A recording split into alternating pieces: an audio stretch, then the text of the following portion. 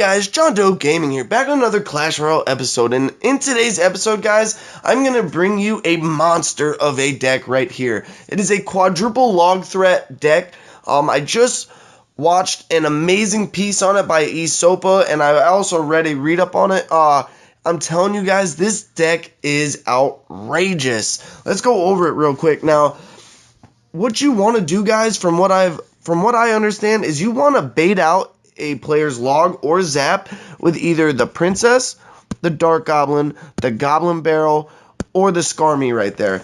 Now, guys, you also have a mini tank with your knight right here. You have an inferno tower for big tankies coming in, and you got the rocket for not only a defensive unit, but also a massive offensive boost, getting huge amounts of damage to the tower, especially on ladder play. And challenge play, I think it does, God, I think it's around 400 and something, 460 something like that. But anyways, guys, let's get into a few replays, and then I'll even do a live battle for you in the grand challenge I started. I think I'm 2-0. Yeah, so we'll do a live battle after this right here. So let's get into this first one right here. It's against Conscious Wow of the Canadian Savages. And here we go, guys. Let's see how I fare out here. Haven't lost, actually, with this deck yet, not to ruin any of the replays right here. I try to get into them quickly so you don't see. But anyways, guys, he's going to start off with a princess right there. I didn't have my log in my starting hand, so I'm going to go Skarmy, Goblin Barrel. Now, as you see right there, guys, he had to log my Skarmy, which allowed my Goblin Barrel, which I threw perfectly in sync with that for the log to come first. Now, I'm going to drop my Knight right there to tank for my Dark Goblin, which will be out of range on that Inferno Tower. So look at that. Dark Goblin snipes out the Inferno Tower, and then he gets a bunch of chip damage on the tower, bringing it down to 1526. Watch the placement on the Inferno Tower right here, guys. I missed my initial Skarmy onto the Miner right there, but guys, that Inferno Tower placement right there is perfect for that Royal Giant. Now, you can drop it a little bit towards the middle if you'd like, or catch him even up high on the river if your opponent does have lightning, but it was early on in the match, so that's the route I went right there. Didn't receive any damage from that Royal Giant, and right there, guys, I log out the princess, getting 100 chip, plus my princess got quite a bit of damage to that tower right there. So he's going to come in with the Miner right there. I misplay my Knight right there, but I am going to come in with that Dark Goblin, and look at that. I get one little shot before the log comes through, and now I'm free range again with my Goblin Barrel right there. He's going to drop an Inferno Tower, which is bad news for him right there, bringing the tower down to 171. I mean, I've been into rocket range for a little bit now. I should have started pushing the right lane immediately. Once you get that tower into rocket range, guys, immediately switch lanes just in case your opponent does happen to get a tower on you. It can happen with this deck. A little bit of problems I've been having with this deck is against Skarmy. I almost subbed out the rocket for the fireball, but I just felt like, you know, just with a little bit more playing with this deck, I don't think it's the deck. I think it's me. I haven't had a lot of time with this yet, but I've had such great success with it already. I've tricked him with a deep barrel right there, still getting a little bit of damage. I got a little greedy with that center Dark Goblin piece right there. Now, I dropped my Skarmy in the middle. It is going to go after that Royal Giant. I did mess up just a little bit right there, but I do have my Inferno Tower baking up that Miner right there. As you see, guys, on the right tower, I have got it down to 1068. My Dark Goblin makes quick news of that princess right there. I do log out the Skarmy. And there you have it, guys, for the 1 crown victory. If it would have went into overtime, I definitely would have had this match. I just would have needed a couple logs and a rocket, and that would have been that. Very easy to cycle on this deck when it comes down to it in double elixir time. So anyways, guys, let's get into this next victory. Now, I did have a mistake in this one, and I did have to push it to a 2 crown win. So let's see how I handle this right here.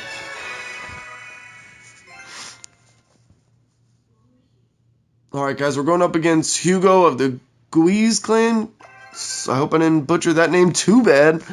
Anyways, let's see what happens. He's going to throw a Goblin Barrel right there. I have Princess on lock. We're both going to log each other's attacks out. Now that I know he used his log, I got my Goblin Barrel with my Dark Goblin absolutely shredding. And let's see this right here.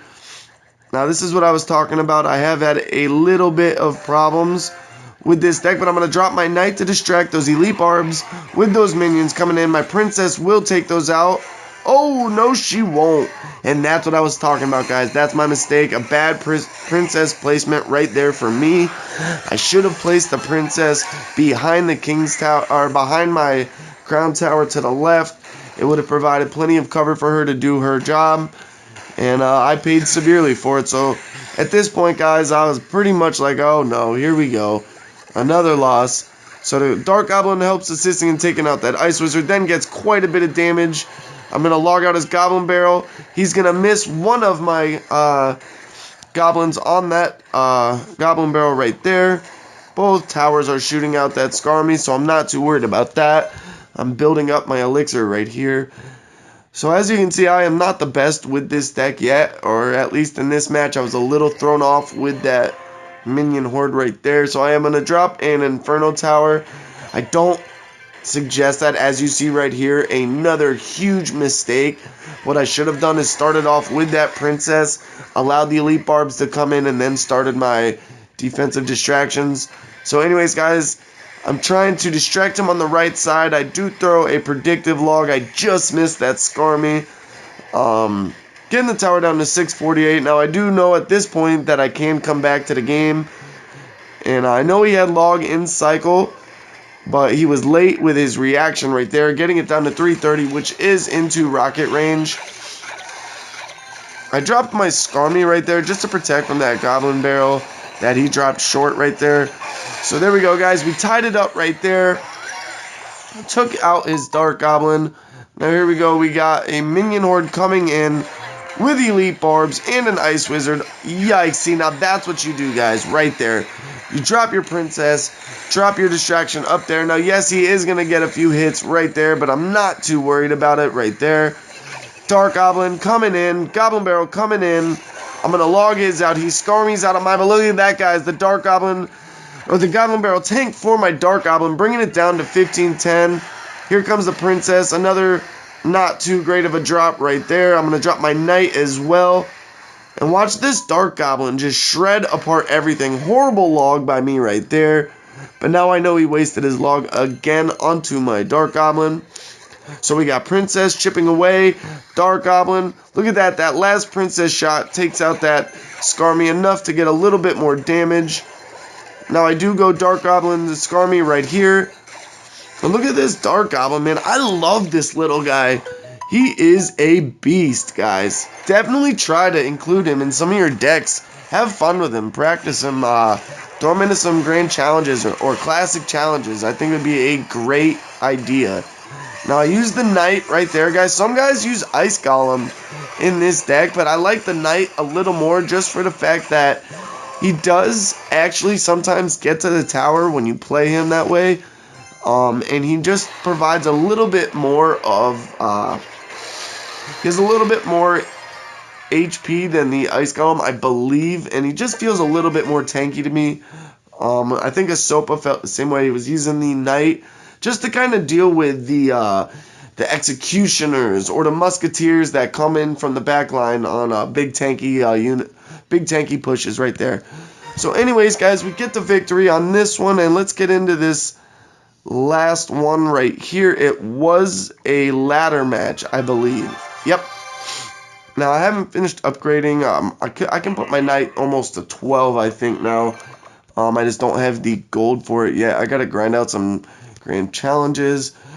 Anyways, guys, I'm going up against a a P.E.K.K.A. Prince deck. He's also got Barbarians, Valkyrie, Zap, Wizard, and Ice Wizard. So, if you think about it, I mean, the Valkyrie, the Wizard, the Ice Wizard, the Zap, all these things are major counters to my deck. You really have to play this smart and right. Now, as you see right there, I put that Inferno Tower out of the way, not to draw any of the troops towards it, because I wanted it to stay up and not die out as quickly. I didn't want to use it as just a one and done type thing. So anyways, guys, I watched Isopa do that against the P.E.K.K.A, and I'm going to show you why right here. Watch how long or how much that helps. Look, it takes it out right before the tower, guys. Look at that, not allowing that P.E.K.K.A to get a hit. That's exactly why I placed it there. It was awesome. I watched Isopa absolutely shred through a 12-win grand challenge like nothing. I mean, the guy's just phenomenal at this game. I do get my knight right in time from that Prince hit. I really stretched myself thin with Elixir right there. But anyways, guys, we're ahead in damage. He is massively ahead on Elixir. Now he has a P.E.K.K.A on the board. But the good thing about this deck, guys, is you can really make some positive Elixir trades with this deck. Now, as you can see, guys, I'm trying to put my loggable objects, or my loggable troops in split lanes. So, pretty much what that does is it's allowing me to, once he logs, to go to the other lane that I have more damage in. Now, he didn't fall for it that last time. He did log out my princess. But look at this defense right here, guys. This is why I have the knight. He just took out so many troops and distracted for so long and allowed the Inferno Tower to stay up long enough to just shred everything. Now, I missed the wizard right there, which was a huge mistake. I did have to use my Inferno Tower right there. And look at the surround to the wizard. I didn't lose one skeleton right there. That was clutch. And the Inferno Tower still up, doing his thing, kicking butt. My knight to distract that Valkyrie right there. Dark Goblin just shredding through. He zaps out my barrel right there. Now he's got another P.E.K.K.A coming in right here. I did decide to rocket right there just because I knew I could cycle through quick enough to take care of all this. Now I do have my Inferno Tower onto that P.E.K.K.A right there. I have a Prince charging in on the right side lane. He does get a hit. I drop my Skarmy immediately. And that's going to be a good game, guys. So, here we go. See if the knight can get a hit. No! So I got a rocket. There's the good game, guys. Alright. That's what I'm talking about right there. So, anyways, guys, let's get in... Oh, sorry. Let's get into a live match real quick. And, that'll probably wrap up the episode after that. So let's see how I fare here. Ooh, if it'll ever go into a match. Wow, really? Alright, wow, sorry about the wait, guys. Here we go. Anyways, guys, we're going up. Ooh, late on my knight drop right there.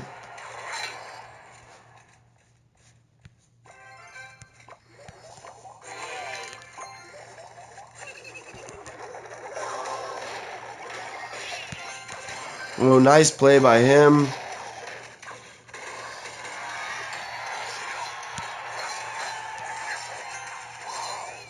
Alright, so here we go. We got an Executioner coming in.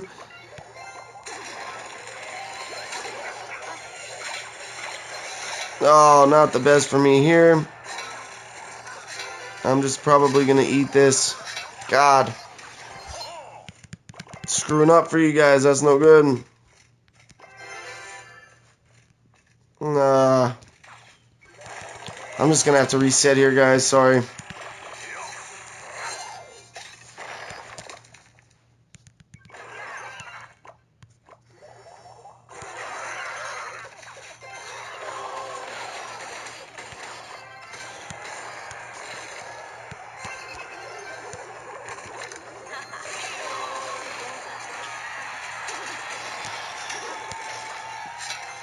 Alright.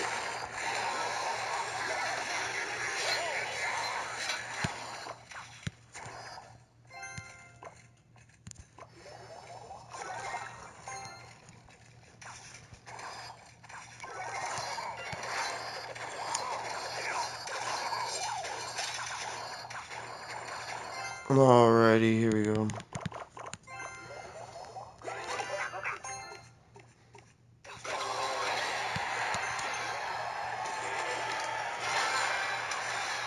Alright, there we go.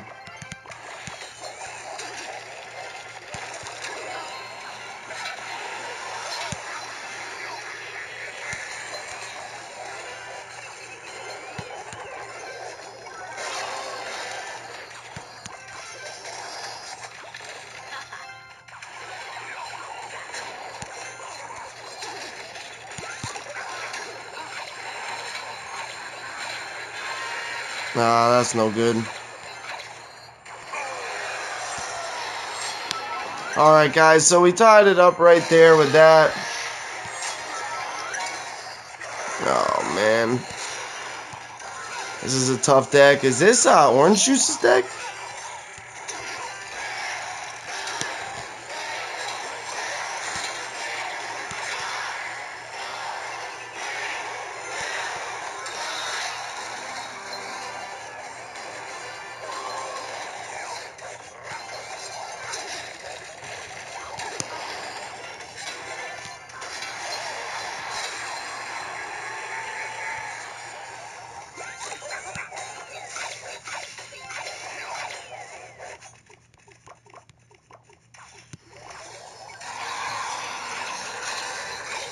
Alright, guys, I wanted you guys to notice that right there. He didn't see it. Yes! Did you see that? He didn't see the Goblin Barrel with the rocket. I wanted to wait to say anything to you guys just because that's so strong right there. I'm probably going to lose this match right now, right here. And that's okay. It's alright. Wow, I even pushed that Executioner back right there. Just... Let's try it one more time just to show you guys. Oh, and that's it right there. There it is. Good game. Wow, that's alright. Anyways, guys, you get the idea of the deck. It's a loss right there. It's no big deal. Everybody loses every now and then, and I'm not scared to post a loss. I lose all the time. I did actually push up to about 45-25 on my previous season. I'm hoping to get up to around 4,800 this season. But anyways, guys, I hope you liked the video. Please make sure to subscribe and hit that like button for me, guys, please. It would mean a lot to me. I'm really trying to grow the channel. I'm doing the best I can with what I've got editing wise. I'm only using my Samsung 10.1 ATAB. It does have the octa-core processor in it, but it's not a PC. I don't have some big graphics editing software yet. I will by the end of the month, guys, and be on the lookout for my streaming. I'm not sure if I'm going to go YouTube gaming yet or go to Twitch. But anyways, guys, that'll wrap it up for today's episode. Thank you guys for sticking with me and for all your support. I love y'all. Remember, have fun and keep clashing. Peace.